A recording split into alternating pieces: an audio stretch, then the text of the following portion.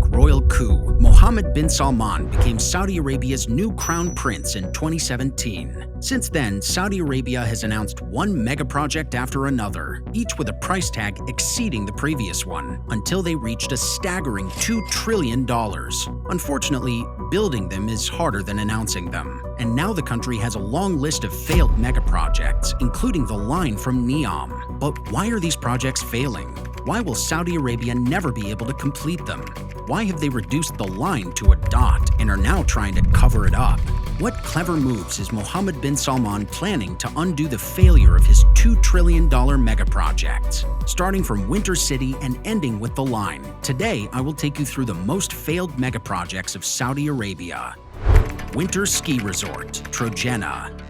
So as I was saying, the Crown Prince of the Kingdom of Saudi Arabia, or KSA for short, announced his trillion-dollar projects in 2017. Around the same time, Jeddah, the economic hub of the country, had no sewage system at all. Dozens of poop trucks used to dump millions of pounds of sewage waste in open lakes and the Red Sea. Some 800 kilometers from there, Riyadh, the country's capital, had no way of disposing of medical waste. Another unsettling fact is the consumption of camel urine in rural parts of the KSA as a way to treat ailments. Despite several warnings from the WHO, the practice continues.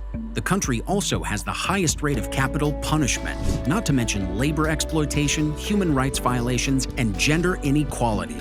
And among all of these issues, a winter ski resort right in the middle of a desert turned out to be the most important thing in the eyes of the Crown Prince. Imagine a sub-zero winter wonderland amidst a barren region where temperatures frequently reach 50 degrees Celsius. That is 122 degrees Fahrenheit. This is exactly what Trojena is. But wait, there is a lot more to the story. The project is expected to create 10,000 jobs and contribute 3 billion Saudi Arabian riyal to the country's GDP by 2030, which is actually great news. Around 7,000 people will call this magnificent place their home and will welcome around 7 million people annually once fully operational. The visitors are likely to spend around $1 billion in this region and will generate well over 3 billion Saudi Arabian riyal for KSA, the Kingdom of Saudi Arabia. Trojena will also host the Winter Asian Games in 2029 and is expected to be open in 2026. And all of this sounds really fascinating, but why a winter resort in a desert? Does it make sense? Is it sustainable? Can it be constructed? And why? Just to keep this thing running for a single day, Trojena will consume an amount equivalent to the daily drinking water of millions of people in the Middle East each day. First things first, Trojena is part of the bigger Neom project. And let's first just see what Neom really is. Contrary to popular belief, it is not a city. It's a region made up of several other parts, including the linear city, which, by the way, isn't linear anymore. We'll talk about that later. Trojena, the one I just talked about, and we'll talk about again in a minute. And Oxagon, the floating industrial hub, which likely will not float the way they thought it would. But anyways, here is Neom. To really understand it, you guys have to understand its strategic position in the regional and global stage. One constant criticism that Neom has faced for years is its construction on a barren land with no infrastructure at all, making it more costly and laborious. But wait, look here. In the world map, Neom is strategically positioned to connect 3 continents, Asia, Europe, and Africa. This makes it an attractive location for international business, trade, and tourism. I don't think any part of the KSA had this advantage. Located in the northwest of Saudi Arabia, stretching across the provinces of Tabuk and extending along the coast of the Red Sea, this region covers an area of approximately 26,500 square kilometers, around the same as that of Albania. Now, see how close it is to the Red Sea coast and the Suez Canal? Imagine the importance of the industrial floating city, Oxagon, that they are making in the Neom to be the next hub for the global maritime trade, an essential stop for 15% of the global trade for Asia, Africa, and Europe. It is also near the borders of Jordan to the northwest and Egypt to the west, across the Gulf of Aqaba, meaning a closer bond with these countries. So in this region and with these parts, Neom, a new future as its name indicates. Neo from the Latin for new and M from Arabic for mustaqbil, which means new future in English. a groundbreaking $2 trillion initiative with the potential to transform the region and set new standards for future cities globally.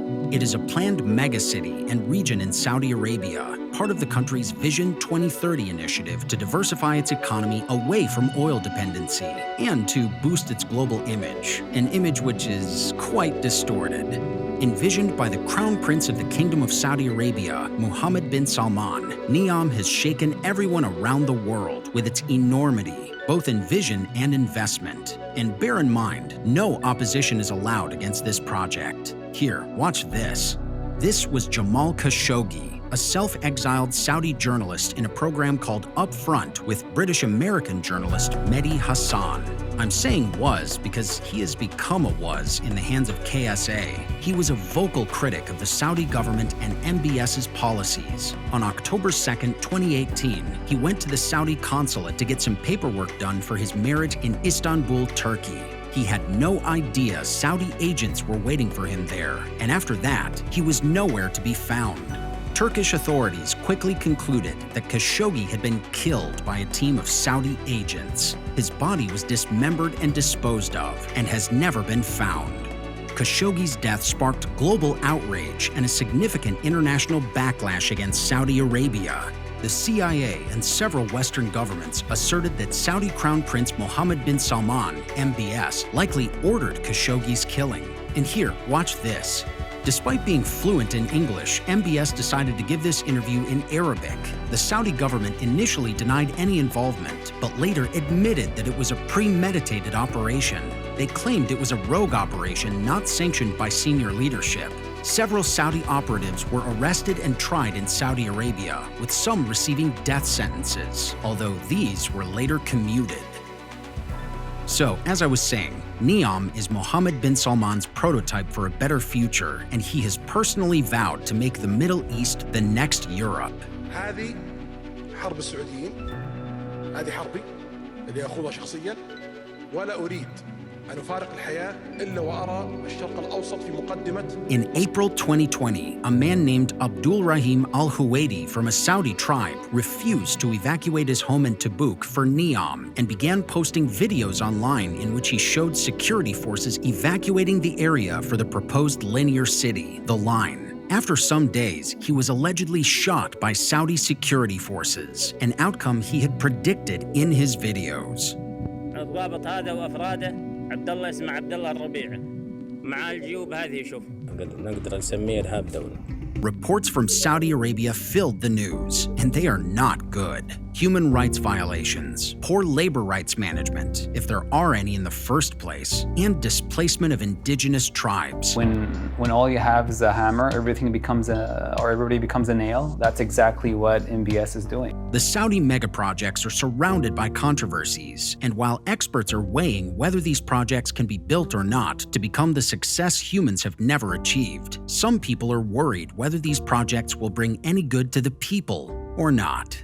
Now, no matter if the project is worth billions of dollars, like the world's tallest building in Jeddah and the biggest hotel in Mecca, or trillions of dollars, like the 170 kilometers long linear city, all of them are failing, or have already failed. And all of this probably has to do with this man. Some call him a visionary. إن أوروبا الجديدة هي الشرق الأوسط. Some a ruthless dictator. In the West, people call him MBS, short for his name, Mohammed Bin Salman. In the East, people call him the Crown Prince, but the whole world knows him as the de facto ruler of the Kingdom of Saudi Arabia. But who is MBS, and why did he announce trillions of dollars worth of mega projects? Why are these projects failing? And can all of this lead Saudi Arabia to bankruptcy, as Jamal said? These are the scenes from Saudi Arabia, men and women socializing together in a nightclub. If this was happening before MBS, all of these people would have been arrested and prosecuted publicly for immoral acts. This is what MBS has done to the kingdom. He has modernized the nation. The women can now drive, move freely without the compulsory male partner, wear whatever they want, have a passport, and equal pay for equal work. But some people say that under all this facade, MBS is really an authoritative leader who is motivated by political power and his ego. Well, a person capable of successfully executing a one-of-its-kind royal coup to become the crown prince and the future king of KSA shouldn't be underestimated. Yes, he was not the crown prince. In fact, he was not even in line to kingship. With at least 4 older princes before him, his rise in Saudi Arabia is nothing less than an extraordinary shift in the country's traditional power dynamics. Typically, power within the House of Saud has passed laterally from brother to brother rather than from one generation to the next. This system, known as the agnatic seniority, favored the sons of the kingdom's founder, Ibn Saud, and aimed to maintain stability by selecting the most experienced and senior members of the family. MBS's ascent can be traced back to his father, King Salman, who is one of the Sudairi Seven, a powerful faction within the royal family. The Sudairi Seven were the sons of Ibn Saud and Husa bint Ahmed al-Sudairi, and they have played crucial roles in Saudi governance. When Salman became king in 2015, he immediately began consolidating power to ensure his lineage would remain influential. Though he appointed his nephew, Muhammad Bin Nayef, as crown prince, the move initially appeared to maintain the status quo, as Bin Nayef was a respected figure with a strong background in security and counter-terrorism. However, King Salman had other plans. He soon began positioning his own son, MBS, in critical roles within the government. MBS was appointed Minister of Defense and given significant control over the country's economic and development policies, effectively sidelining other potential heirs. And in June 2017, according to insider reports, MBS forced his cousin to step aside as crown prince. There seemed to have been a standoff. Muhammad Bin Nayef and his guards were disarmed. Bin Nayef was told that his time was up. The Council of Allegiance had decided that he was no longer the crown prince and that MBS would take his place. This dramatic power shift was unprecedented in Saudi history and marked the first time the line of succession had skipped a generation in favor of a younger prince. After this, MBS wasted no time in cementing his power.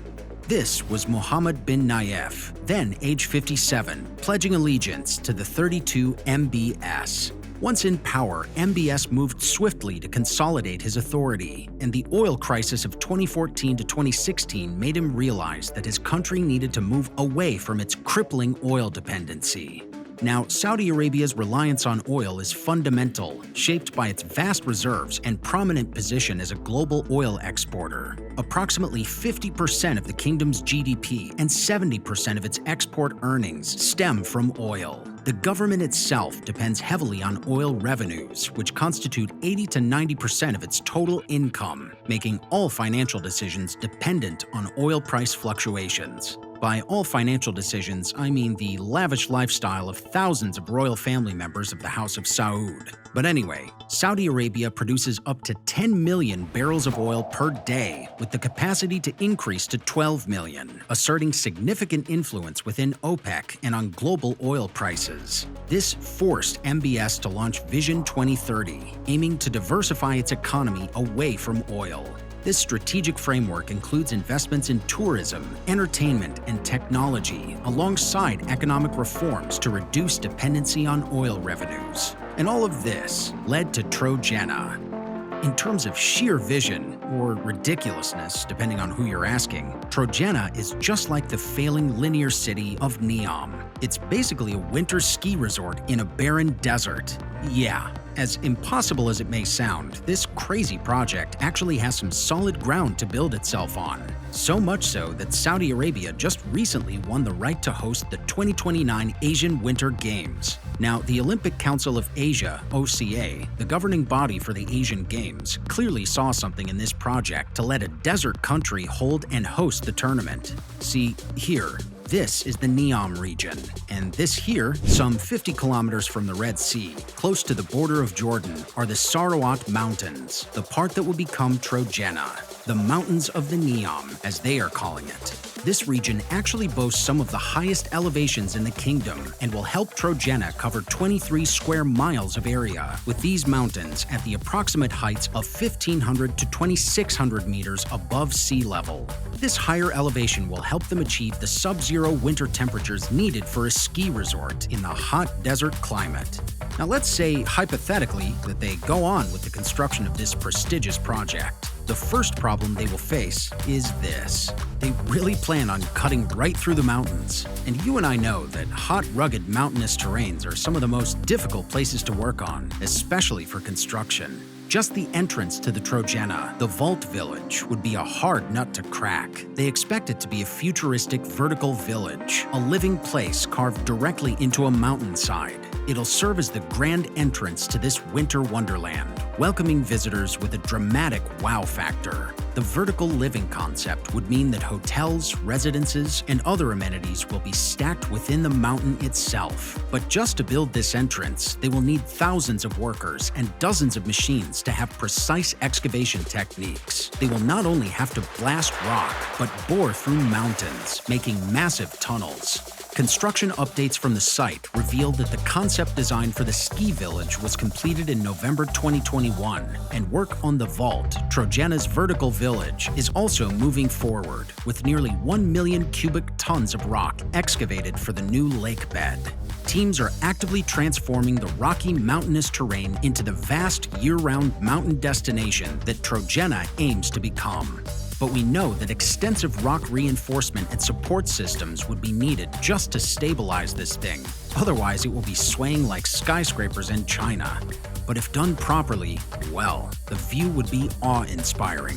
And let's, for the sake of moving forward, consider that the vault has been made, and from it you will see the man-made Lake of Trojena. This thing right here is the main attraction of this project and will likely be heaven for water sports enthusiasts. Kayaking, paddleboarding, and even sailing, just name it. But hold your high horses. Building a lake in the desert isn't easy. They need to find a way to keep it filled with water, and desalination, the usual solution, uses a lot of energy.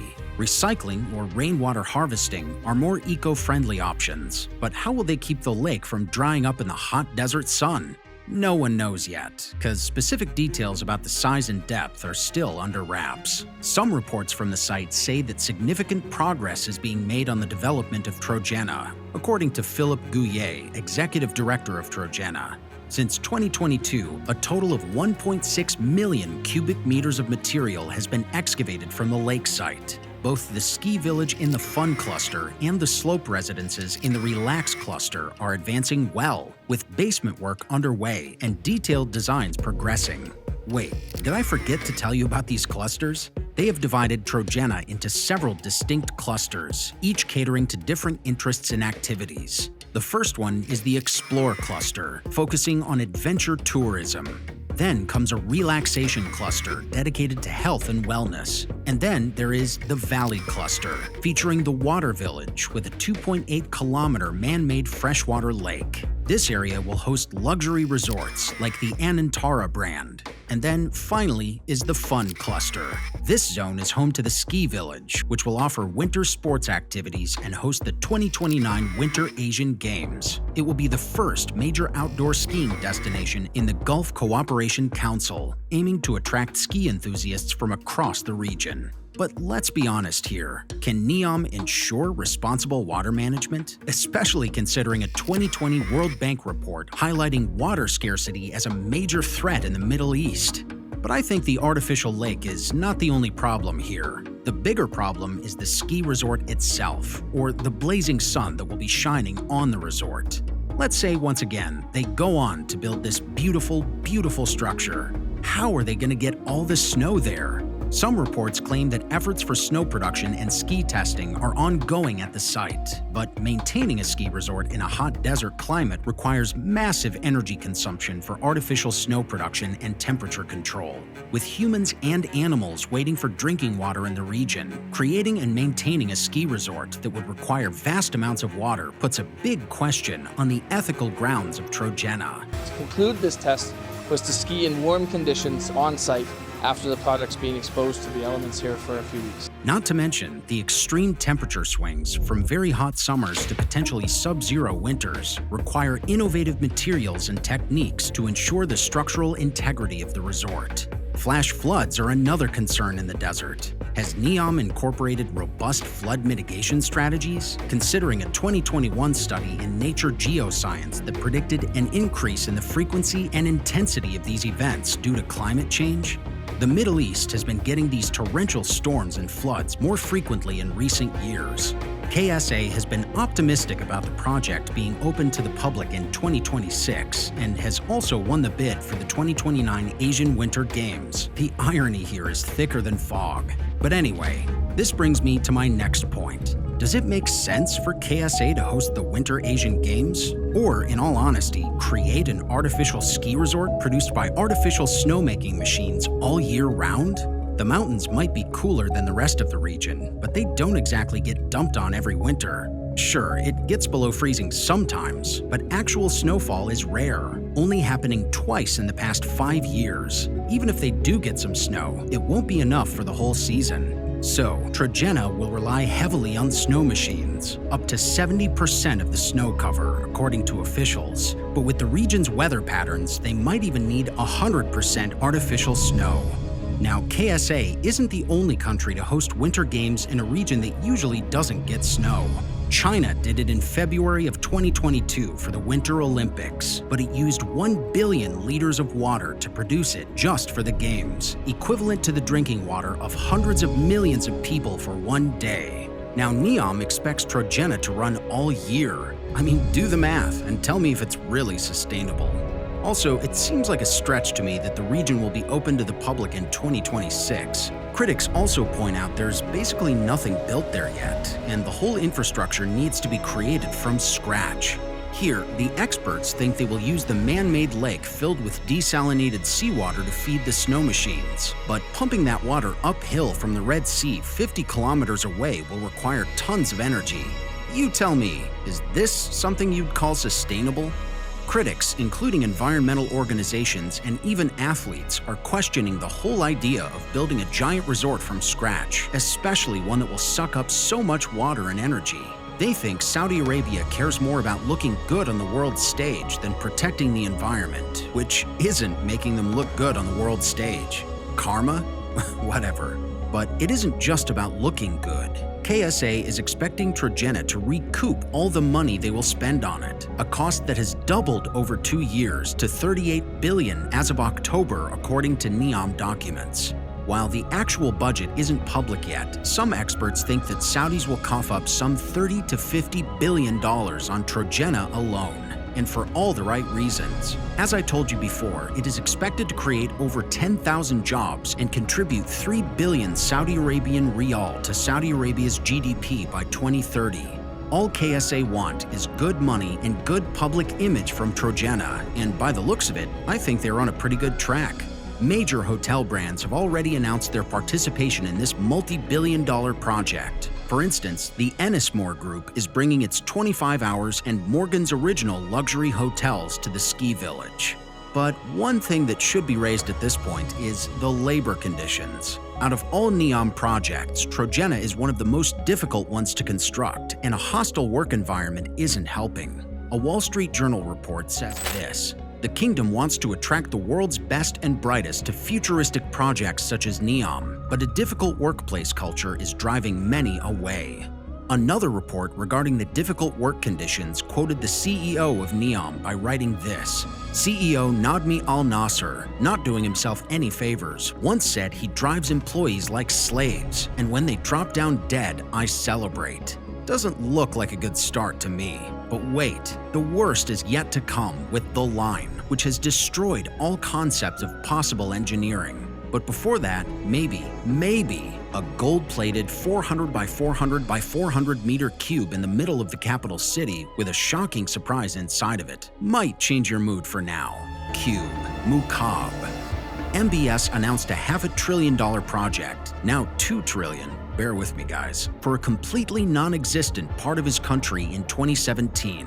How can he forget his capital city? You see, KSA's obsession with Dubai is getting out of hand. They want what Dubai has, but bigger. In their mind, it's as if they are eyeing Dubai like a master painter admires a sketch. They're just getting inspired to create their own masterpiece. And for this purpose, MBS launched a $50 billion new district to be built in the city. Once again, KSA wants to test the boundaries of what is possible with the new Murabba project, which will be developing the world's largest modern downtown in Riyadh. So the capital city, Riyadh, is on the rise now. Being a small town 50 years ago, it is now the third largest city in the Middle East, with a population of over 7 million. And the Crown Prince wants New Murabba to beat what Dubai has. Imagine a place with over 80 entertainment venues, long picturesque walking trails, a giant museum to explore, and a colossal cube called the Mukab. Yes, the most valuable thing in this whole project is this cube. But wait, it isn't just any cube. This iconic landmark will define Riyadh's skyline. The Mukab will be the largest structure in the world that will integrate state-of-the-art advanced technology within its 2 million square meters space. MBS announced the launch of the new Murabba Development Company in 2023 to develop Riyadh in line with Saudi Vision 2030. He basically wanted something for Riyadh like the Eiffel Tower is for Paris, the Burj Khalifa for Dubai. You get it. And to achieve this, they will build a 400-meter long, tall, and wide structure, the largest inner-city building globally, big enough to hold 20 Empire State Buildings. Mukab simply means cube in Arabic. Giant, simple shapes have been the theme for Saudi megaprojects, like the Line for the Linear City and the Oxagon for the 8-sided industrial port city coming later in the video. But anyway, the Mukab's design will pay tribute to Najdi architecture, a style used for centuries in Saudi Arabia. The gigantic 400-meter tall cube qualifies as a super tall skyscraper. It would be the 4th largest building if built. Unlike other skyscrapers, it's also 400 meters wide. It will house more than 104,000 residential units, 980,000 square meters of retail spaces, 1.4 million square meters of offices, leisure, and community facilities. This cube will make any structure look really small. For comparison, take the Berlin Cube, a 40-meter tall office building in Germany. You could fit thousands of those Berlin cubes inside the Mukab. In volume, it can surpass the Boeing Everett factory in Washington over 5 times, becoming the largest cube structure on the planet. At any rate, this building is huge, massively huge. So, the outside looks great and all, but they've kept the inside of the Mukab hollow. Why? Well, that's the surprise. They want this building to be a completely immersive space for its visitors, so they will build a huge spiral skyscraper within the Mukab, and a huge dome will cover it, with the cube covering them all, with 4 corners that will be used for housing. It's basically a skyscraper with a dome on it, encased in a cube-shaped building supported by 4 corners that will also have facilities for residential, office space, along with lakes and parks. The spiral skyscraper will have everything: theaters, restaurants, hotels, name it. And the dome will be a giant screen with holograms where they'll put up all sorts of immersive environments for the visitors. Once you step inside this building, one moment you could be swimming with marine animals in the deep blue ocean, and the next you could be exploring the red surface of Mars. Then there's the cool spiral tower in the center for VIPs that looks like a giant mushroom. Tourists can relax in fancy restaurants, luxurious hotels, enjoy the view from special platforms, or watch a movie in a high-tech theater. The dome and tower are fitted nicely inside the cube. The 4 corners of the cube are packed with fun activities, and on the very top, they're planning to build a park with lakes, lawns, and trees. How all these things will reach that level is a question for later. Anyway, KSA expects the new Murabba project and the iconic Mukab to contribute over $47 billion to Saudi Arabia's non-oil GDP after their completion. They also expect it to create approximately 334,000 direct and indirect jobs by 2030.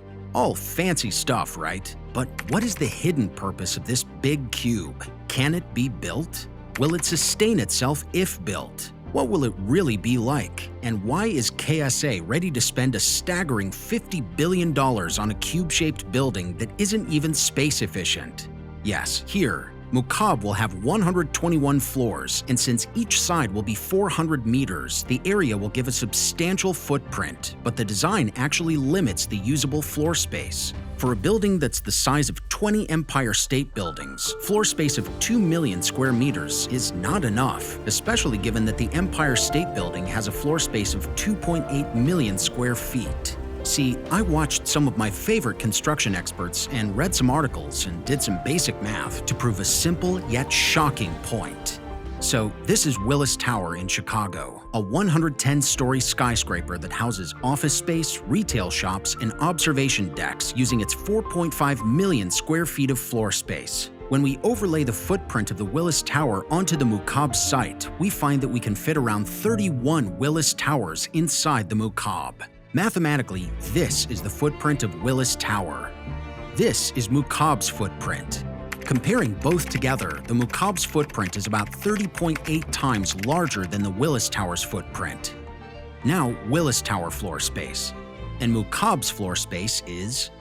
Comparing both together, the Mukcab just has 5 times the floor space of the Willis Tower, despite having a footprint 30.8 times larger. That's not space efficient. While its grand design might impress initially, a closer look reveals flaws in its functionality. But Mukcab isn't about space efficiency actually. KSA wants it to be a technological marvel, with its 2 million square meters of space integrating cutting-edge technology with an immersive experience for the visitors. But holograms of the scale proposed are still largely science fiction. I'm not saying that companies like Lightfield Lab are not making any strides, but it's still a very far-fetched image. Meanwhile, similar effects might be achieved using giant LED screens, like those in the MSG Sphere in Las Vegas, but at a much larger scale. And consider the power requirements of large-scale LED screens. On average, these screens consume about 250 watts per square meter. For Mukcab, this would be 70 megawatts of consumption. That is equivalent to the power usage of around 58,000 US households. For context, this is a significant amount of electricity, comparable to the power consumption of a small city. The screen is expected to operate 24/7, which means it would consume roughly 1.68 gigawatt hours of electricity every day, which is to say that Mukcab would require its own power source or a specialized power plant. And don't forget this giant lake planned for the roof, a region that already faces shortages of water. Where will they get it all from? And how will they save it from evaporating in heat? Not to mention that holding millions of liters of water would put immense pressure on the structure and will require it to be both strong and waterproof. A small leak will lead to something catastrophic because we're talking about huge screens and megawatts of electric work just below this body of water. Also, to support this massive dome and gardens on the rooftop, a complex network of beams will be needed, with additional support from the towers. But whether the support would be enough for Rooftop Park is still a question mark. The design is meant to make Mukcab iconic and functional. They want Riyadh to be recognized by it. Picture someone seeing a photo of this cube and instantly knowing it's Riyadh. But some factions of Muslims have been pointing out that KSA already has the cube-shaped Kaaba located in Mecca City. So why do they need another one? But many dismiss it by saying that there are so many other cube-shaped buildings in the world, so the KSA needs something magnanimous. But that argument isn't really as convincing as this one.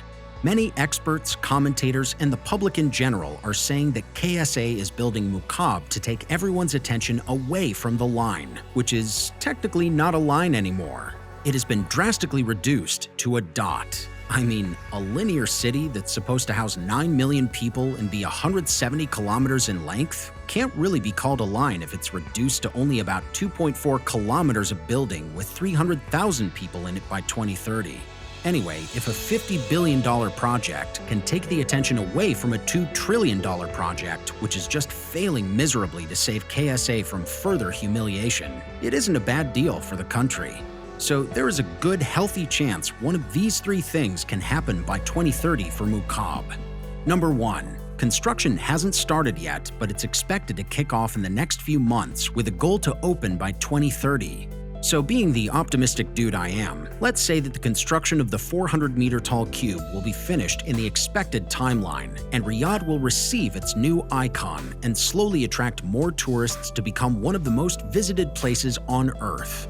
But there are a few hurdles, and that brings me to number 2. Financial experts are skeptical about its feasibility. They just can't see how KSA could possibly have enough resources to build this mega project. A lot will depend on foreign investment. By 2030, Saudi Arabia is hoping to bring in more than $100 billion per year, which would help projects like Mukab. They're nowhere near that figure yet, but enough hype can generate foreign investment. But Vision 2030 was accused of human rights violations by Amnesty International, potentially risking the foreign investors. But even if Saudi Arabia does raise the money, there is a more difficult challenge to overcome. Is this mega project even technologically possible? Holograms don't exist yet. As I said earlier, some companies have made some progress, but holograms on the scale of Mukab's dome are still like science fiction.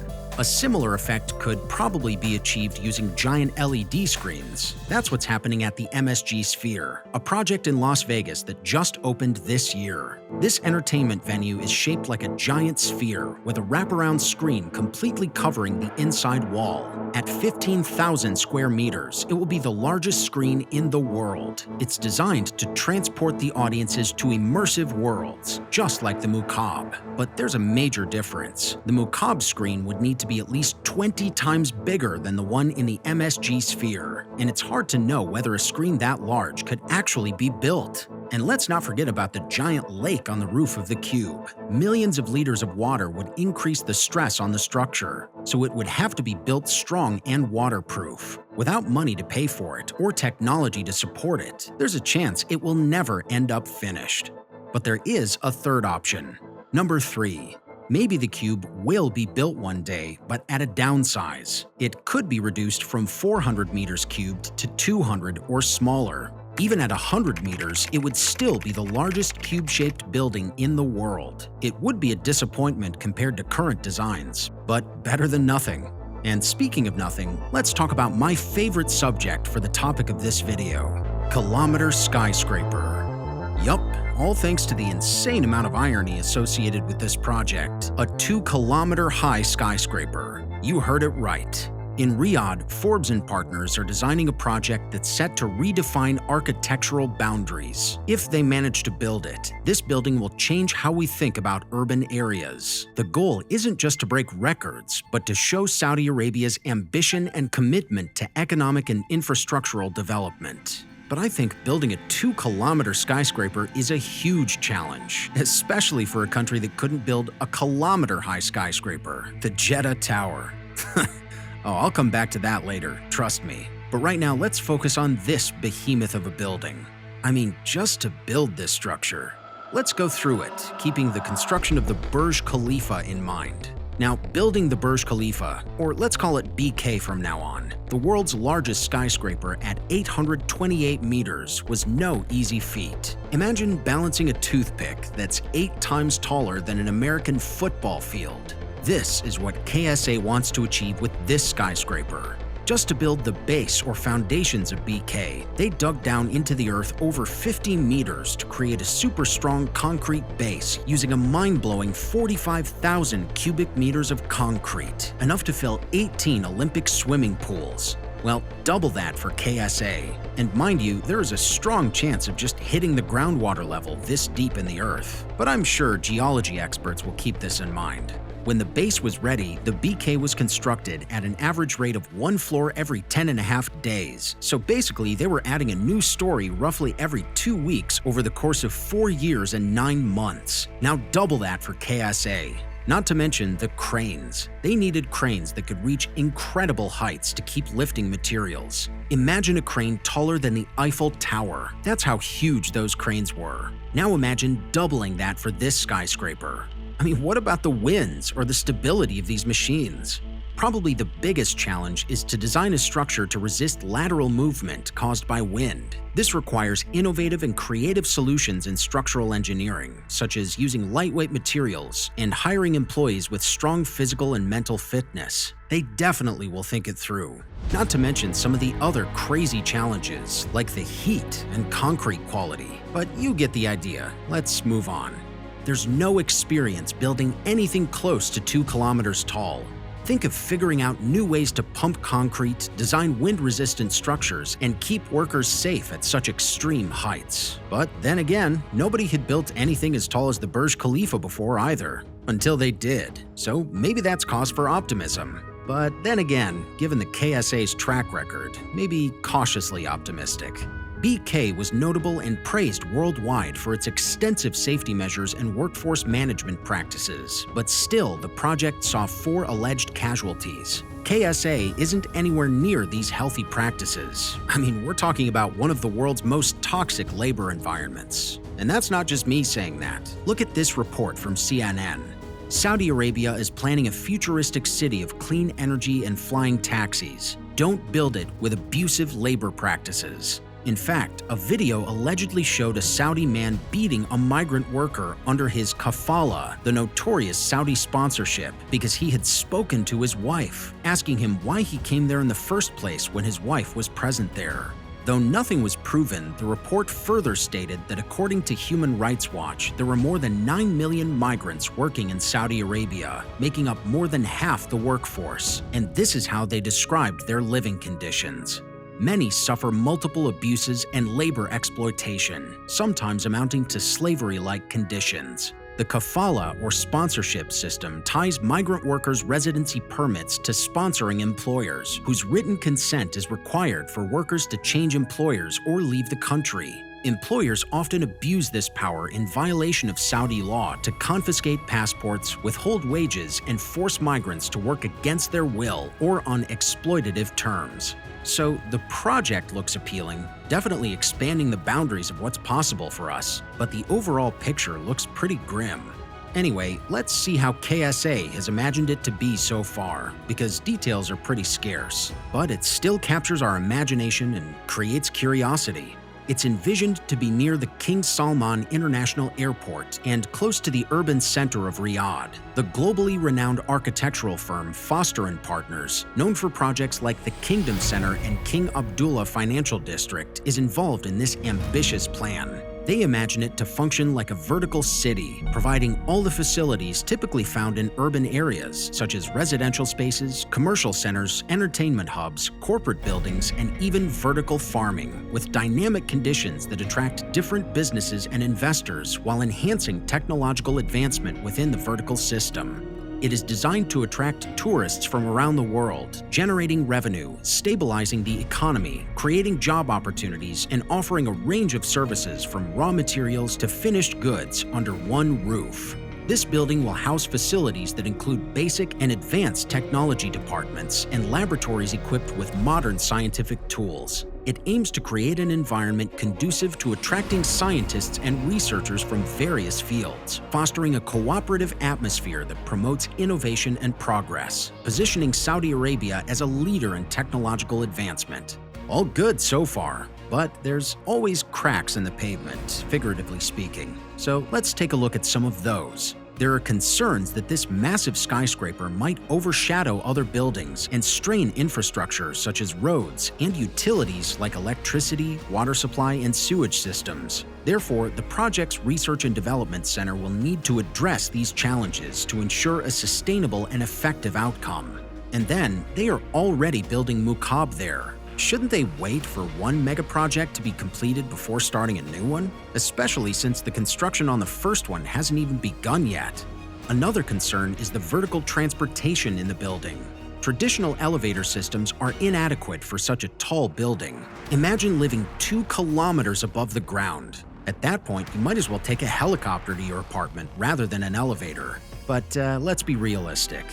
Double-decker elevators with high efficiency and power are needed to move people and goods effectively between floors, and that means ensuring safe and efficient methods for delivering materials to such heights. Implementing an effective fire suppression system in a vertical skyscraper is also a monumental task. I don't even want to imagine a 2-kilometer skyscraper with fire on one of its floors. It would just be too dangerous for everyone involved. A system with advanced capabilities and much higher pressure than standard systems is necessary to ensure safety in such a situation.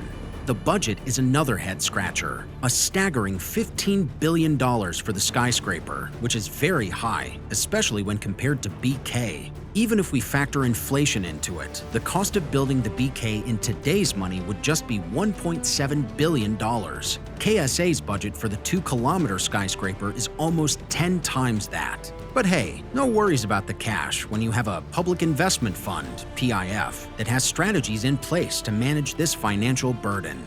As the main financial supporter of the Saudi government, it plays a crucial role in economic diversification.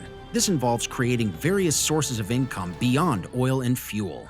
Okay, so the PIF can manage stuff, but attracting capital from international investors or private companies is challenging due to the scale of the project and the associated uncertainties and technical hurdles. We cannot ignore the impact of construction and maintenance on society and the environment. During construction, harmful gases like carbon dioxide are emitted, contributing to higher atmospheric temperatures. The skyscraper also requires a substantial amount of energy for its operation. The best method is to use sustainable energy sources like solar panels and wind turbines. And I believe this is exactly what KSA would be thinking too when the right time comes. A potential bit of good news for this project is the recent shift in resource allocation, with the Neom gigaproject stepping back and resources being redirected to other projects. Many experts, especially my favorite ones, say that starting a project of this magnitude in the current economic climate may be risky. But then again, they think they're doing it to get the world's attention away from the line failing miserably. So, why not? Jetta Tower. Now, Saudis have pockets with no end, and there's just money in there. But while researching for this video, I thought, okay, they're filthy rich, but who's the richest of all Saudi princes? Well, I found an answer. The same man who wanted to build the world's tallest building, the Jetta Tower, and failed miserably. His name is Prince Al-Walid bin Talal Al Saud. This man has shares everywhere in the world, including finance, real estate, hospitality, technology. I mean, name a company. Citigroup, yes. Apple, yes. Twitter, now X, yes. The luxurious George V Hotel in Paris, yes. Savoy Hotel in London, yes.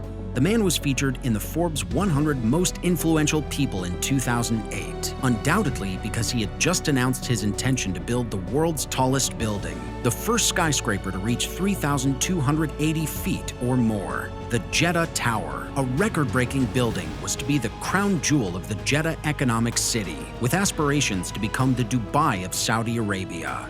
For comparison, the One World Trade Center, the tallest building in the US, is 1,776 feet tall, roughly half the planned height of the Jetta Tower. So, Prince Al-Walid in Saudi Arabia had this crazy idea to build the world's tallest building way back when the Burj Khalifa wasn't even finished. He basically wanted to copy what Dubai was doing, but in Saudi Arabia.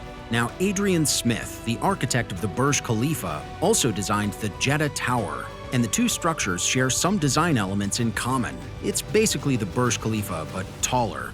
The only cooler thing about it is its open-air observation deck, the highest in the world at 2,187 feet. It was originally designed as a helipad until the architects were informed that it would be too dangerous to land a helicopter at such heights with unpredictable desert winds. Keep in mind that they didn't just want it to be a giant skyscraper that's just super tall. The prince imagined it to be a sustainable living place, a mini city reaching up into the clouds vertically. That was the wild idea behind the Jetta Tower. This whopper of a building would have had 167 floors, and each floor would have been like a whole different neighborhood. Fancy hotels for those who like the high life? Check. Offices with million-dollar views? Absolutely. Want to see the whole city from way up high? There would be observation decks for that. They even planned on having apartments, restaurants, shops, and maybe even a mosque, all under one roof. Basically, the Jetta Tower was like a whole little self-contained world, right there in the middle of Jeddah. To reach its planned height, the structure would require a colossal 80,000 tons of steel. Efficient movement within this vertical city would be facilitated by a complex network of 59 elevators, with some boasting double the capacity for peak times. These elevators were expected to travel at mind-boggling speeds, potentially reaching 36 miles per hour, minimizing wait times for occupants traversing the vast vertical distance. Additionally, there would have been 12 escalators for those who prefer a bit of a slower ride. Furthermore, the building would have likely incorporated advanced climate control systems, sophisticated fire safety measures, and intelligent building management systems to ensure the comfort and safety of its occupants. The lower third of the tower would be office spaces. Next would be a luxurious hotel occupying a significant portion of the tower. Finally, the crown jewel of the Jetta Tower would have been the exclusive apartment complex on the 167th floor. The very peak would be reserved for a singular, prestigious penthouse. All really cool stuff, but what went wrong? I'm not sure about wrong, but this man went rogue. I'll tell you in a minute. Now, groundwork for this ambitious project started on April 1st, 2013, and it took more than a year just to lay the massive foundation for the structure, which included concrete pilings measuring 10 feet in diameter and longer than a football field, acting as anchors for this colossal structure. Constructing a building of such immense scale presents never-ending engineering challenges. The sheer weight of the tower necessitated a robust foundation system like this. The concrete used in the construction needed to be exceptionally strong to withstand the immense loads placed upon it. Additionally, the design incorporates innovative features to combat the harsh desert environment. The tapered form minimizes wind resistance, and the exterior cladding is designed to reflect sunlight and minimize heat absorption. Above-ground construction started in September 2014. Everything was going well so far. The base of the record-setting tower rose slowly and steadily until 2017, when Saudi Arabia was rocked by a political crisis. In an aggressive move to consolidate his power, Crown Prince Muhammad Bin Salman went berserk on an anti-corruption movement that resulted in the arrests of 11 Saudi princes, including Al-Walid bin Talal and some of his partners in the Saudi bin Laden group. This news quite literally rocked the world, but the men were eventually released after paying hundreds of millions of dollars in fines, and the construction on Jetta Tower resumed. But then, in January 2018, Jetta Economic Company stopped structural concrete work. At that time, the tower was about 1/3 completed. This time, the reason was labor issues. Saudi Arabia was hit by the oil crisis. The economy, heavily dependent on oil, kinda crashed, and suddenly there were no funds for Jetta Tower. It was noted that the contractor, the Bin Laden Group, was removed from the project after Saudi Arabian President Bakr bin Laden, yes, the half-brother to that bin Laden, was arrested along with Al-Walid for corruption charges. After that, we know the pandemic hit, and there were no signs of resuming the project at all, until CNN reported Munib Hamoud saying this: "As of 2020, we'll start seeing things. You'll see the tower, you'll see the shopping mall, you'll see many other projects." CEO of Jetta Economic Company. The base of the Jetta Tower currently stands at about 1/3 of its projected height. According to a 2021 update, 90% of the roadwork and landscaping of Jetta Economic City has been completed, but the centerpiece megatower hasn't progressed yet. However, that's expected to change soon, even though the scale and ambition of the Jetta Economic City project is absolutely massive. The unfinished base of the Jetta Tower already qualifies as a super tall structure, and some recent news claimed that construction had resumed, bringing renewed hope for the project's completion, even if it may not adhere to its original design or claim the title of the tallest building in the world. Many experts believe that at some point the project will be finished, because it would be an embarrassment not to finish it at this point. What they don't know is whether or not it will adhere to its original design, or even if it will ultimately be the tallest building in the world. The $1.2 billion tower is being designed by Adrian Smith and Gordon Gill of Adrian Smith plus Gordon Gill Architecture, and while a rigid timeline of completion is not given, some reports say that the structure will be completed within the next 4 to 5 years and will become the jewel in the $20 billion Kingdom City development in Jeddah, Saudi Arabia, near the Red Sea. If completed, this 1-kilometer skyscraper will feature over 200 floors and include residential units, office space, a hotel, and an observation deck, as I've already told you guys. But even in its failed state, Jetta Tower hasn't drained KSA of cash like the line is currently doing. And the crazy controversies around this proposed project are almost the same as this next failed project. Burj Khalifa. Now, Mecca is the holiest city for Muslims around the world and is home to the Kaaba, the cube-shaped structure considered the most sacred site in Islam. Every year, the city welcomes around 2 million people for an annual gathering called Hajj, and around 13 million throughout the year. It should come as no surprise that KSA wanted to build the world's biggest hotel for the world's largest number of holy pilgrims, and that's why they launched this project. Looks like a magical place, right? Well, wait till you see the controversies this hotel created. So, deep within the heart of Mecca, Saudi Arabia, Burj Khalifa, a colossal hotel project envisioned as the world's largest, now stands as a nothing. So, what went wrong?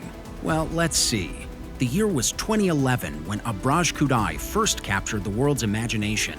The Saudi Arabian government, spearheaded by the Ministry of Finance, quite enthusiastically revealed plans for a hotel complex unlike any other. Designed by the Beirut-based firm Dar al-Handaza, the project boasted a ring of 12 colossal towers, each reaching a staggering 45 stories. These behemoths were to house a mind-boggling 10,000 rooms, offering accommodations for millions of people visiting Mecca for the Hajj pilgrimage. While designing, planning, and constructing this hotel, luxury was kept a central theme. The London-based Arene Hospitality was tasked with designing the interiors, promising a haven of comfort and, well, class. Imagine 70 restaurants working 24/7, catering to every palate, from traditional Arabic fare to international cuisine. And then there were rooftop helipads for VIP arrival, a testament to the project's ambition to cater to the elite, much like all other projects boasted by Saudi Arabia.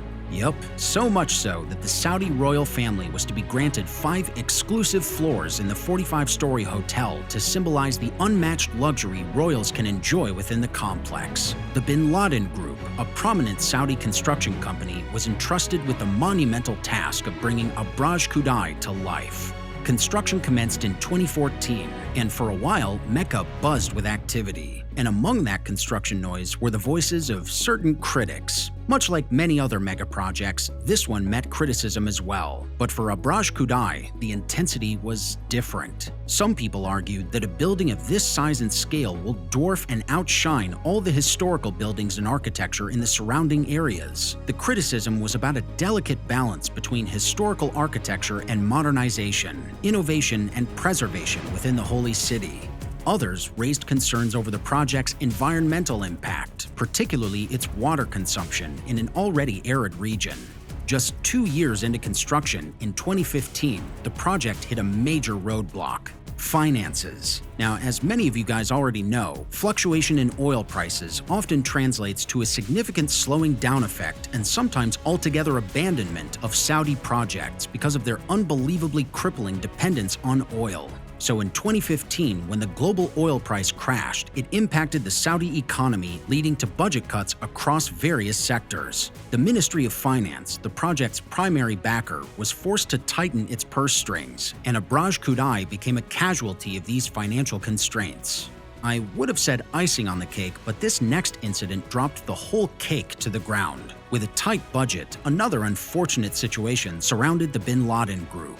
In 2015, a crane accident at the Grand Mosque resulted in over 100 casualties. This tragedy severely hurt the company's reputation and led to a government ban on them receiving new state contracts, including Burj Khalifa. The company, already struggling financially, was forced to lay off thousands of workers, leaving the construction site completely and eerily silent. The estimated cost of the project was a staggering $3.5 billion, and with construction halted, the financial losses are significant. Many people say that Saudis have a reputation for starting but not ending megaprojects. The empty towers of Burj Khalifa stand as evidence to that claim.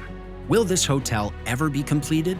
There's no definitive answer. According to some experts, it's time to dust off that giant dream project and give it another shot. Maybe a new big-shot investor or a whole team of them will jump in and bring this colossal idea back to life. But others are still shaking their heads. They are more worried about keeping the city's historical architecture intact. Now, as much as we don't know about the future of Burj Khalifa's physical construction, it sheds light on several crucial aspects of Saudi Arabia's development. Though the country's ambitious plans to modernize Mecca and cater to the growing number of pilgrims visiting the holy city each year are very progressive, it exposes the challenges associated with balancing modernization with cultural preservation. The more important point, in my opinion, which ties into the theme of this video as well, is the financial woes surrounding Burj Khalifa. It clearly gives off the picture of the Saudi economy's dependence on oil prices. Perhaps it was projects like Jetta Tower and Burj Khalifa that forced the country into seriously considering that the need for economic diversification within the kingdom was an absolute necessity.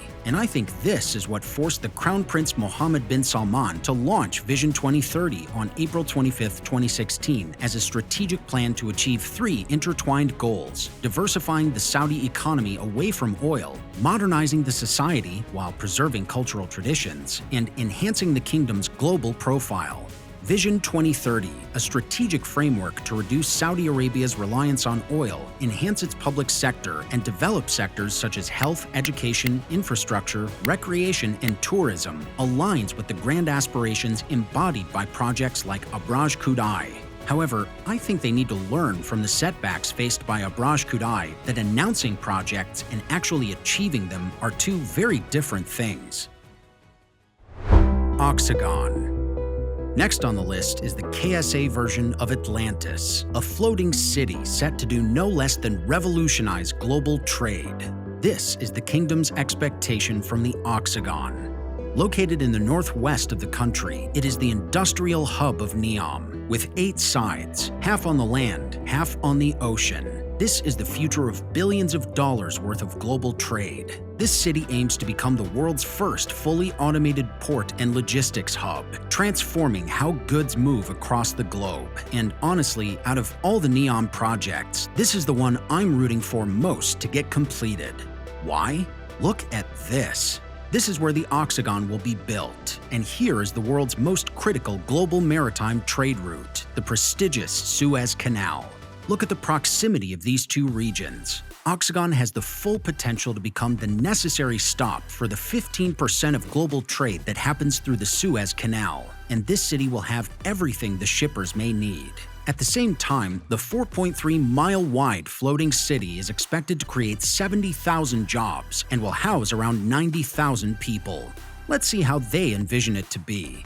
So Oxagon is basically divided into 2 parts, a floating half on the ocean and an industrial powerhouse on the land, with a waterway in between for shippers to navigate to the city port. Container ships will enter here to reach their destination, the transshipment center in the Oxagon. The idea is that goods and raw materials can be transported directly from the ships to the factories present in the Oxagon over short distances. This will make supply chain transfers extremely efficient. Since the Suez Canal is nearby too, the plan is to benefit from a bustling global trade route.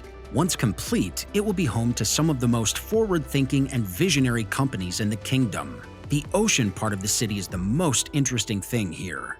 If completed, emphasis on if, this will become the largest floating structure in the world. According to the Neom management, this area will not only be an industrial center, but will become a complete city with housing and all sorts of activities. As far as industry is concerned, KSA wants to attract companies from sectors like artificial intelligence, robotics, and sustainability. In fact, there are already some announced partnerships in place. For example, a facility for the production of green hydrogen and ammonia, and a plant for desalination. But the city is looking for more partnerships. So what's the holdup in securing them? Uncertainty. For example, will the fact that the system is automated take away jobs from people, or will we need highly trained tech experts to understand how the system is processed? What happens if AI or robotic technology faces errors or problems? Who's liable for decisions made by AI? Despite being at a strategic position in the Red Sea to connect three big continents, Asia, Europe, and Africa, the ambition of the project looks to some experts unachievable and humanly impossible. The booming port of Oxagon is supposed to be the main economic engine for Neom and its region due to the increased size of trade activity. But there are sustainability issues. Not to mention, they have aspirations for it to be a completely AI-run and robot-operated region, but it's KSA which is building this port. People who are already afraid of cybercrimes, privacy concerns, and data theft aren't really willing to give their sensitive information to an authoritarian regime. In Saudi Arabia, there is not a free flow of information due to the stricter control on it. So how will Oxagon ensure that user data is not saved and exploited? Finally, they want it to become a land of innovation. This is a city that wants to expand the very definition of cutting edge in every field. They even want to establish a marine life institute within Oxagon. The institute's primary focus will be on marine research, conservation, and the sustainable use of marine resources. By integrating advanced technology and scientific research, the institute plans to address pressing environmental concerns and enhance marine biodiversity. And yet, the biggest criticism of Oxagon is the 7-kilometer multifaceted floating structure, which poses a pretty good chance of potentially hurting the marine ecosystem. The construction and operation of such a large-scale floating structure could affect local marine life, including fish, coral reefs, and other sea creatures. The underwater noise from construction and the increased maritime traffic could disturb the natural habitats and behaviors of these species. Another concern is water pollution. The industrial activities within Oxagon could lead to accidental spills or discharges of pollutants into the Red Sea. Even with strict regulations, there's always a risk of contaminants entering the marine environment, potentially harming the delicate balance of marine life. The introduction of large-scale renewable energy projects such as wind turbines and solar panels, while beneficial for reducing carbon emissions, also comes with other environmental considerations. The installation of these structures can disrupt local habitats, and their maintenance might pose risks to the surrounding marine and coastal ecosystems. Additionally, the construction of the massive city on stilts for residential and tourist purposes raises questions about the long-term sustainability of such an infrastructure. The potential for rising sea levels due to climate change could pose a threat to the stability and safety of these structures, leading to further environmental degradation. Will the city be able to cope with the extreme weather which occurs due to the rise in sea level? In 2021, the Nature Climate Change Study expressed that the sea level will rise 8 inches by the year 2100. Can this city survive for decades? Finally, there's the issue of waste management. With an influx of residents, tourists, and industrial activities, managing waste efficiently and sustainably is crucial. Any mismanagement could lead to significant environmental pollution, affecting both land and sea. Some even go further by asking why there is even a need for a floating structure. Isn't land enough? This hints at the now deserted man-made world islands of Dubai and their shocking failure. As of now, there are no reports on how the structure will be made to float, not to mention how hard it will be to construct a city of this magnitude. The onshore development is expected to be completed by 2030, with the aim of having the city's logistics solutions facilities in place by 2025. But in reality, it looks like not much is happening. On the other hand, in the floating industrial hub of Neom, the construction is going strong. They're putting together the biggest floating structure in the world. It's going to take some time, but they want to open the first terminal in 2025, marking a key getaway to the Red Sea. The biggest construction update I got was about the kicking off of the world's largest hydrogen plant in 2026, with a hefty price tag of $8.4 billion. The first batch of wind turbines, teamed up with solar panels, arrived in late 2023 to power up the plant.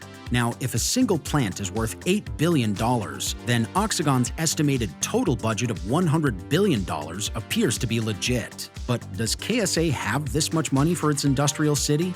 I don't think so. But let's first explore just how important Oxagon is. If completed, this soon-to-be central depot on the Red Sea will be fully crowded with goods, machines, and automated systems, making it very easy to manage the supply chain process. These platforms that you're watching on your screen now This is not a single-unit structure. It will be divided into different segments, and each segment will have a specific purpose. Critical areas related to cargo zones specially designed for the efficient process of loading and unloading are equipped with specialized docks, innovative and advanced cranes, or fully automated systems. Colossal warehouses full of goods or materials are carefully organized and managed by high-tech inventory systems. The days of manual searches are gone. Robotic machines and artificial intelligence will control these. Robotics and AI systems are underway to control the system of loading and unloading cargo, examining stock quantities, or operating self-driving cars. The result will speed up the completion process, reduce errors, and play a significant role in minimizing human efforts required in the massive project. Automation is the core value of Oxagon. Size does not matter here because it has massive potential beyond its size, with all aspects automated.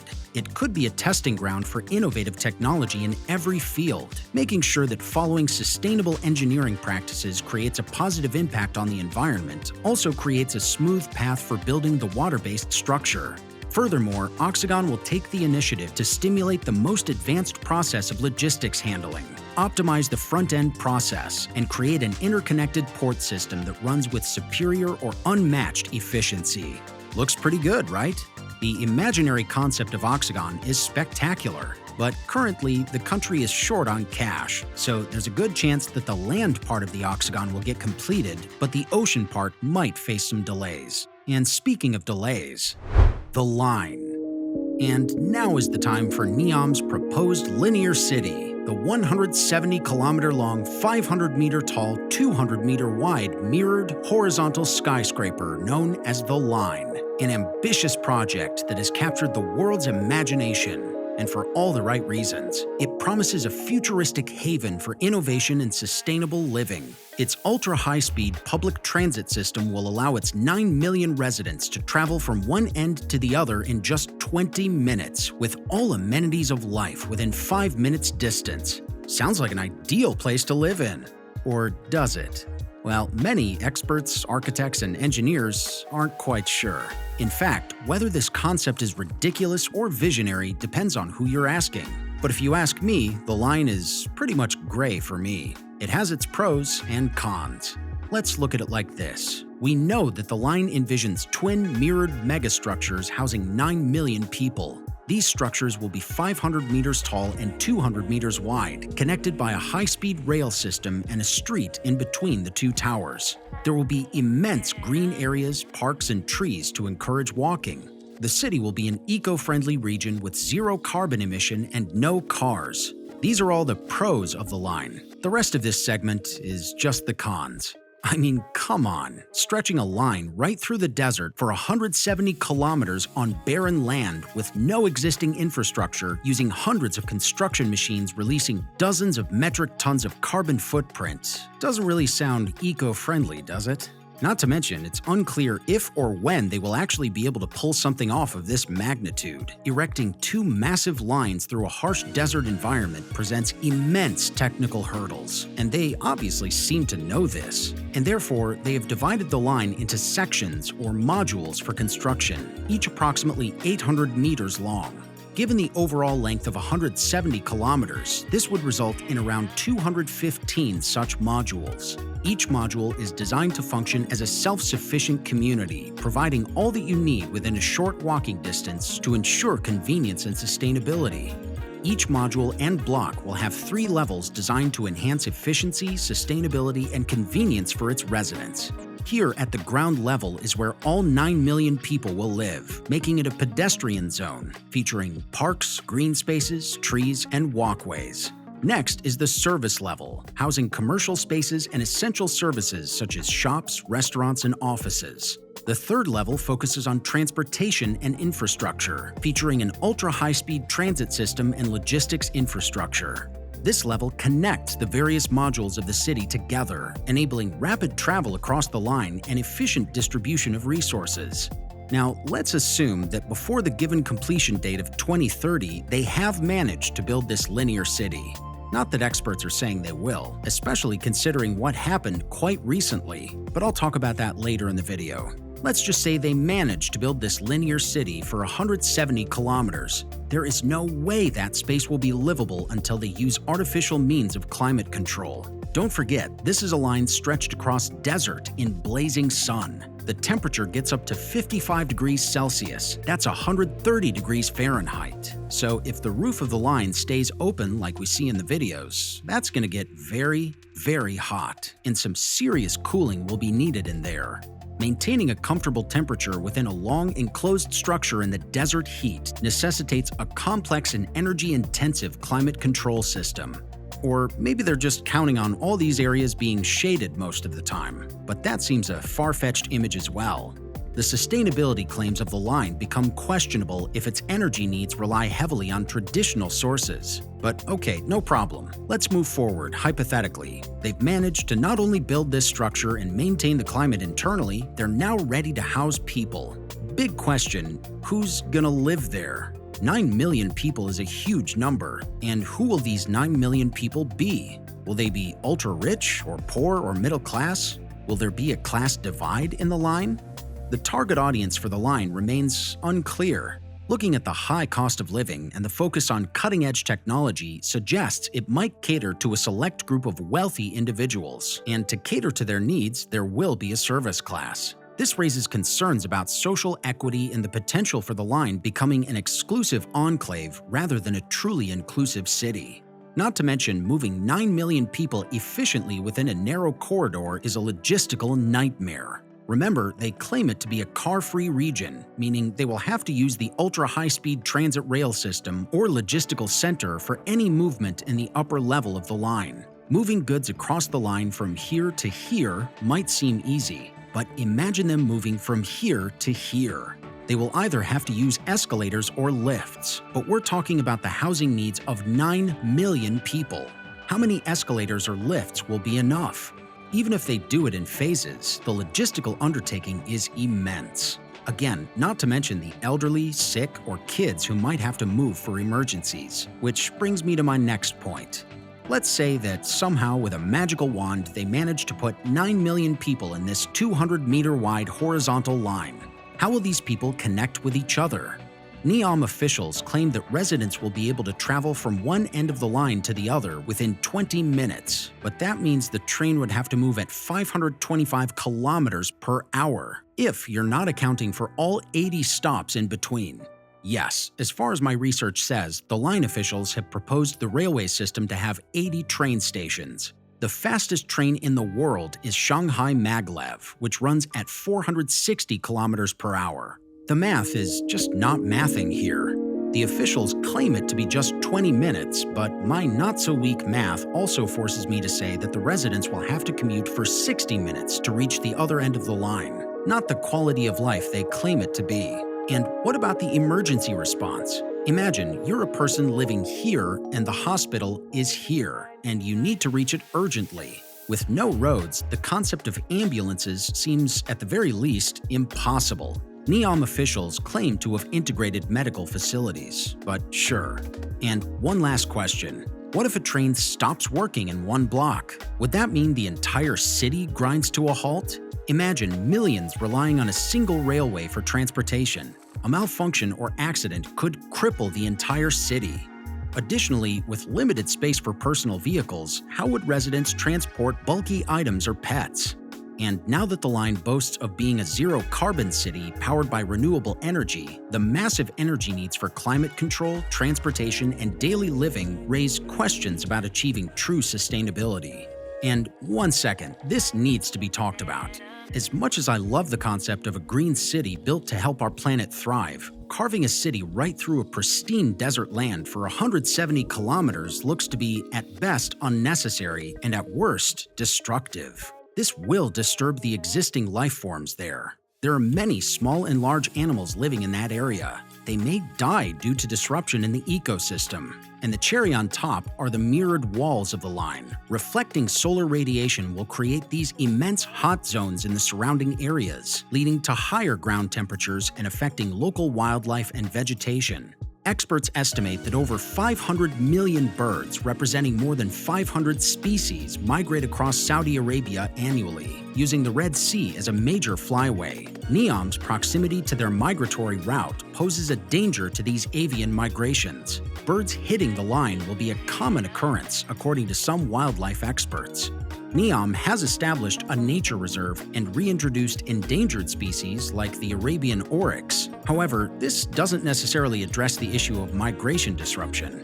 But these are just the animals. According to some Human Rights Commission reports, there have been some serious violations of human rights when it comes to the construction of the line. The displacement of existing communities to make way for the line has raised serious human rights concerns. Reports of forced evictions and inadequate compensation for those who have lost their homes casts a shadow over the project. Probably the darkest side of Neom, or this linear city in particular, isn't the budget or impossible engineering challenges. It's this headline from a BBC article: Saudi forces told to kill to clear land for Eco City. The report included comments and quotes from an ex-intelligence officer from KSA who is now living in the UK in self-exile. He said, Saudi authorities have permitted the use of lethal force to clear land for a futuristic desert city being built by dozens of Western companies. But this is just the tip of the iceberg. Look at this map and the satellite images with me. In the way of this futuristic city came 3 villages which are now completely demolished: Al-Qurayba, Sharma, and Gayal. Homes, schools, hospitals, all of it leveled to the ground. And so are the arguments of Neom management, who said that the area where Neom is being built is a perfect blank canvas and will not cause disruption in anyone's life, something that MBS also claimed, but more than 6,000 people have been moved for this project already. And that too according to his own government stats. A UK-based human rights group, ALQST, estimates the figure to be much higher. The self-exiled officer who went into exile in the UK in 2023 was asked to enact a clearance operation in Al-Qurayba, 4.5 kilometers south of the line. This part of KSA was mostly populated by the Huaytat tribe, who have inhabited the Tabuk region in the country's northwest for generations. This is the same tribe I briefly mentioned in the beginning of the video.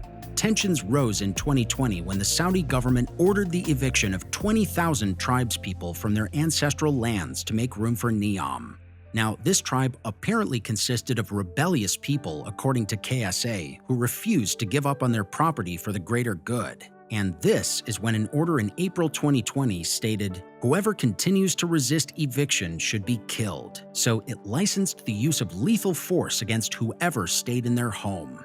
The officer dodged the mission on invented medical grounds, but it went ahead nevertheless. And this is when Abdul Rahim al-Huwaidi was allegedly shot. After the incident, the Saudi state security issued a statement claiming that the deceased opened fire and therefore the forces had to do what was necessary. Human rights organizations and the UN dare to disagree. There is no way to verify the statement of the ex-officer, and the Saudi government had also refused to make any comment. What we know as a fact is 47 other villagers were also detained after resisting evictions. According to the UN and ALQST, many were prosecuted on terror-related charges. Of those, 40 remain in detention, 5 of whom are on death row. ALQST says several arrests were made simply for publicly mourning al-Huwaidi's death on social media. Furthermore, Saudi authorities say those required to move for the line have been offered compensation, but the figures paid out have been much lower than the amount promised. Now, apart from this ex-officer, a former senior executive of Neom's ski project, Andy Worth, also left the project because he didn't feel satisfied by the answers given to him by his superiors about these alleged evictions, arrests, and, well, state-sanctioned murders. It just reeked of something terrible that had been exacted upon these people. You don't step on their throats with your boot heels so you can advance, the man said before leaving less than a year after joining this ambitious project. Another British investor pulled out his $100 million investment because he was not satisfied with the way local populations were being treated. You should seek that advice to improve, to create, recreate, without removing them. And while these Western organizations and executives were speaking out, displaced villagers, on the other hand, were extremely reluctant to comment, fearing that speaking to foreign media could further endanger their detained relatives. Kol Rabi Al-Anazi, fearful of his own life after what happened with Jamal Khashoggi, doesn't regret anything about his decision to disobey orders regarding Saudi's futuristic city. Muhammad Bin Salman will let nothing stand in the way of the building of Neom. I started to become more worried about what I might be asked to do to my own people. Imagine doing so much for a project, only for it to be reduced to 1.4% of its original version. There is no doubt that for Saudi Arabia's Crown Prince Mohammed bin Salman, the line was super important. Since the announcement in 2017, he has been strongly supporting his vision, a future where the kingdom is no longer synonymous with oil. Among all these projects, the line got all the headlines and world attention, and for all the right reasons. On paper, it is a marvel of engineering and design. 2 towering skyscrapers, which would hold homes, businesses, and public spaces with promises of an artificial moon, flying taxis, robot maids, and a car-free city. But the reality of building a city from scratch in the desert is far more complex. The line's proposed location in the northwestern region of Saudi Arabia, a desert landscape with limited water resources and extreme temperatures, makes construction an impossible feat. But what can't be made possible with a big enough stash of papers we call money? The problem is, KSA is short on money by a margin of around 1.5 trillion. You see, while designing, planning, and announcing Neom, and thus the line, the officials estimated the budget to be around $500 million. That's a lot of money, but even that was not enough to achieve what they had envisioned. The current estimates say the KSA will need around $2 trillion to make this city a reality. Even for a country with Saudi Arabia's wealth, this amount is practically unproducible. With oil prices fluctuating and the global economy facing uncertainties, securing the necessary financing is a great challenge already.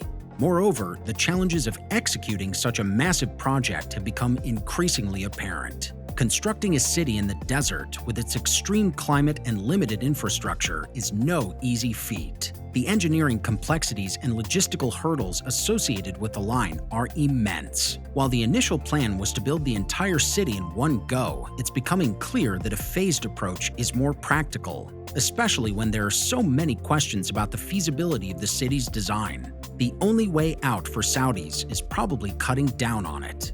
The line was initially planned to be a staggering 170 kilometers long. The revised plans focus on a much shorter initial section, approximately 2.4 kilometers long, to be completed by 2030. This represents a reduction of 98.6% in length, making it look like a dot in comparison to the original line.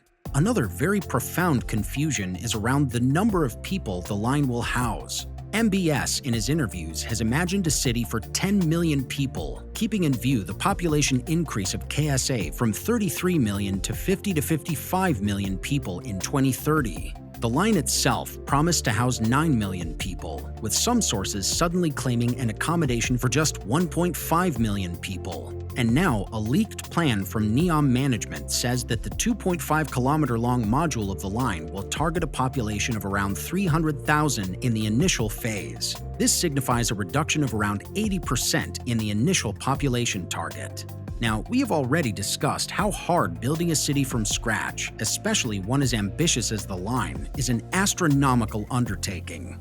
Saudi Arabia, while wealthy, has realized that pouring hundreds of billions of dollars into a single project might not be the wisest use of its resources. This brings me to another important point, another potential cutback. All the flying taxis, cars, robot maids, in essence all the amenities and features promised for the line, may also take a toll. These elements are extremely expensive to develop and implement, so there's a possibility that many of these futuristic features will either be delayed or scrapped altogether in favor of more practical and cost-effective solutions. But why couldn't KSA see that while making such plans in the first place? See, while there's no official figure, some estimates suggest the initial vision for the line could have cost anywhere from $100 billion to $1 trillion, and the Crown Prince Mohammed bin Salman mentioned in 2022 that the first phase of the line was expected to cost 1.2 trillion Saudi Arabian rial, around $320 billion, which means the management knew about the staggering amount of money required for the project completion. Maybe they were just relying too heavily on foreign investment to get these projects in shape. And this is why they made such exaggerated claims about their projects being enormous and out of this world, but somewhat failed in getting the money. See, while the Saudi government is the primary financier of these gigaprojects through its Public Investment Fund, PIF, the kingdom was really looking forward to getting tens of billions of dollars in foreign direct investment. The plan was to attract substantial private capital investments to fuel the project's ambitions, but this hasn't materialized as expected. Several reasons can be quoted for this hesitancy in investing in Neom by private funders like Global Economic Climate, where people just don't want to invest in large-scale, long-term projects. Another factor could be the instability in the region. Investors are worried about the situation in the Middle East. It's not exactly the calmest place in the world. Plus, there's been some concerns about how Saudi Arabia treats its people, its labor practices, and construction processes. This makes investors nervous. They don't want to put their money into a place where things could go south in a minute. But the biggest reason is the unprecedented scale and risk of Neom. Just for your understanding, consider the proposed size of Neom. Spanning across 26,500 square kilometers, it is larger than the combined area of several European countries. Building a city of this magnitude from scratch has never been done before on this scale. It would need immense resources, technological advancements, and logistical expertise to get completed, and a single mistake could mean a whole lot of money lost. We're talking about trillions of dollars between projects like the ski resort, floating industrial hub, linear city, and much more. Think of it as a living laboratory for cutting-edge technologies, including artificial intelligence, robotics, and renewable energy. Not to mention what Neom will be like as a region. KSA says it would operate independently from the existing governmental framework, with its own tax and labor laws and an autonomous judicial system, different from the rest of Saudi Arabia. If you think of KSA's current legal and social framework, it's heavily influenced by Sharia law, strict social norms, and a monarchy system where the king holds substantial power. Now, Neom promises to shake things up, but how much is it really changing? And what are the potential pitfalls? Neom's judicial system is touted as autonomous. This means it's supposed to operate independently of Saudi Arabia's existing legal structure. The plan is to implement a system that aligns with international best practices, aiming to attract global investors and create a hub for innovation. So far, it sounds like Neom is set to be a utopia of legal modernity, right? But let's not get carried away just yet. Here's where things get tricky.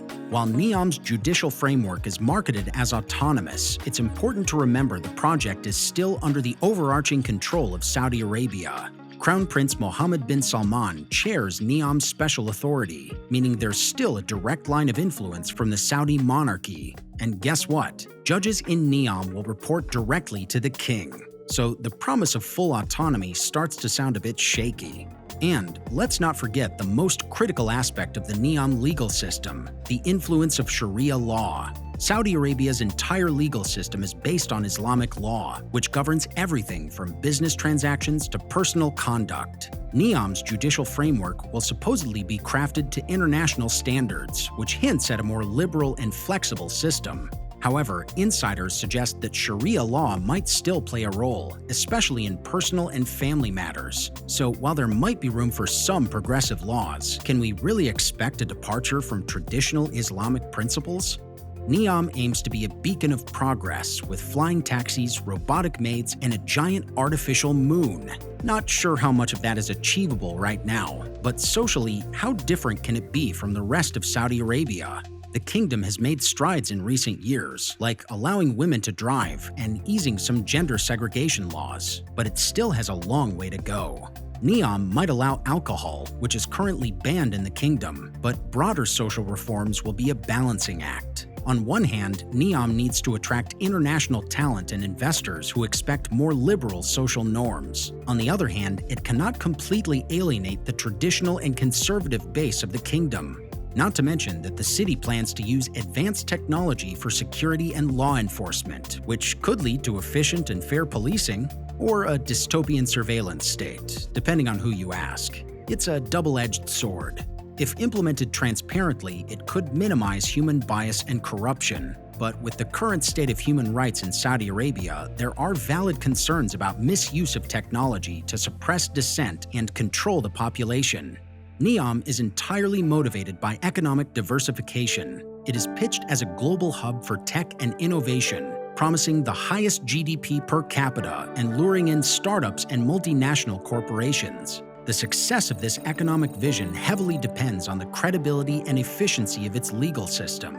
If Neom can truly offer a fair, transparent, and independent judicial system, it could be a game changer. But any hint of interference from Riyadh could scare away potential investors. And let's stay honest, despite the push for modernity, Neom can't completely detach from its cultural and religious roots. Its legal framework will have to navigate these sensitivities carefully.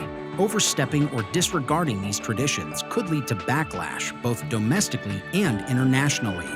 Now, Neom's judicial system, along with the egalitarian society it wants to create, is an ambitious attempt to blend the best of international legal practices with the unique cultural and religious context of Saudi Arabia, but balancing autonomy with influence from the Saudi monarchy, integrating progressive laws while respecting Sharia principles, and creating a socially liberal environment without alienating the traditional base are all challenges that Neom will face. And investors know it, and therefore are hesitant to invest in such a volatile region. So all in all, there is a lot that can go wrong with these projects, which means this massive investment carries inherent risks such as cost overruns, delays, and unforeseen challenges. For investors, the lack of historical data and comparable projects makes it difficult to assess potential returns and risks, and therefore no one is ready to come up with the money in their hands for the Neom. And KSA itself is low on cash, all thanks to dropping oil prices. The government is facing a budget deficit, and the Public Investment Fund, PIF, the country's sovereign wealth fund financing these megaprojects, is feeling the pinch. The PIF, with assets around $900 billion, might sound rich, but it's cash-strapped. The fund has been selling off assets, including shares in the national oil company, Saudi Aramco, to raise funds. Let me explain it in a simple way. To fund his megaprojects, MBS used a strategy no one saw coming. No, seriously. See, his country has multiple income sources, like taxes, but the real moneymaker is the government-owned oil giant, Saudi Aramco. This company has a monopoly over the country's oil reserves and tops the charts as the world's largest oil company by revenue.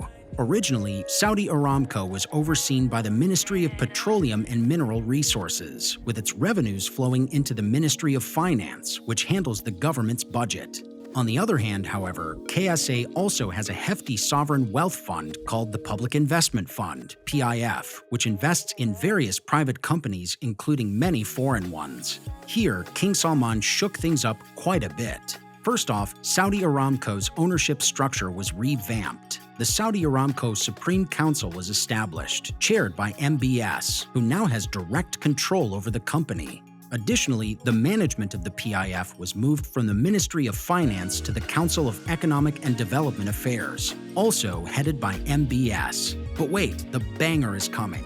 In a historic move for Saudi Arabia, after years of anticipation, Saudi Aramco went public with an initial public offering, IPO, in 2019, driven by MBS. They sold 1.5% of the company's shares, raising a whopping $25.6 billion, making it the world's largest IPO. Interestingly, the proceeds didn't go to the Ministry of Finance, but instead went to the PIF. Fast forward to February 2022, and MBS announced another big change. A full 4% of Saudi Aramco's shares would be transferred to the PIF. This move ensures that this public fund has a steady stream of revenue to keep investing in various projects. It's this very PIF fund that MBS is using to bankroll the planned region, Neom. This fund will likely support his 2-kilometer skyscraper as well. Essentially, MBS leverages the PIF rather than the state budget to push forward his grand plans.